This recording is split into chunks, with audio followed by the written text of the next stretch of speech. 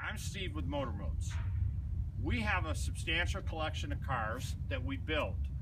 This particular car was one that we acquired for a potential customer that wanted to build a mid-engine prototype from a Torino GT.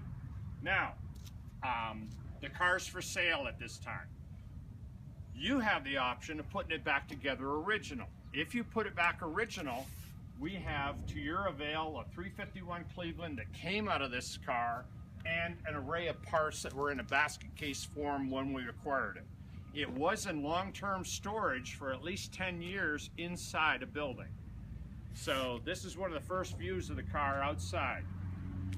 Now, just to tell you a little bit more about what we were planning on doing with this car, basically, to make it into a prototype or a concept car that would be similar to a GT40, first we were going to throw metal here over the rear window so the rear window doesn't exist. Just like a GT40, the air intake for the engine is now up here. Then we're going to move this rear wheel opening back 1 foot. And I have this panel in front of me. I'm going to simulate that to kind of give you a rough idea where that would be or how that would look. It would drop back about like right here. Okay, now what that does for us is it puts the motor in a balanced position for a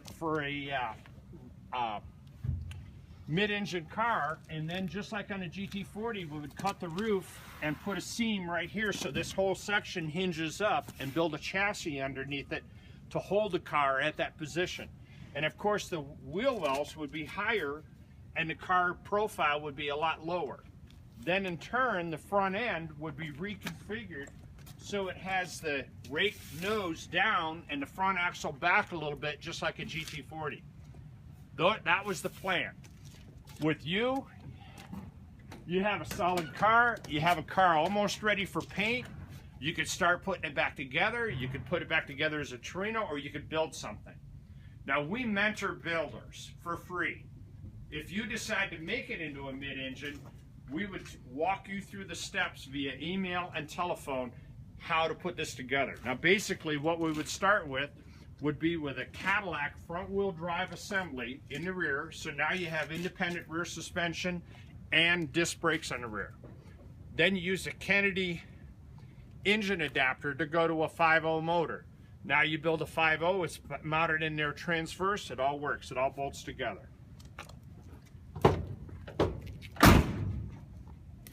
Car's very solid. There's a few little rust spots on the quarters, so as you see we have complete panels to replace them if you wanted to. All the parts seem to be in very, very good condition to be able to go back on the car.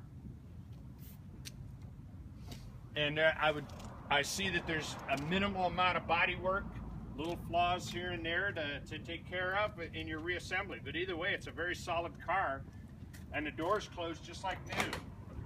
Door jambs are solid. Everything looks good.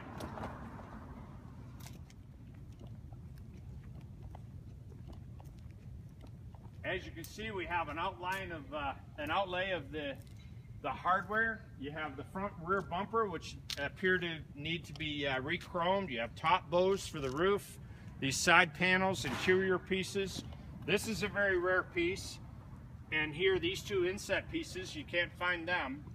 Nobody's made them aftermarket. You have boxes full of all the pieces for the car, including the original mirrors and the plastic pieces. The grille, we have a little flaw in it. I see it's broken here and here.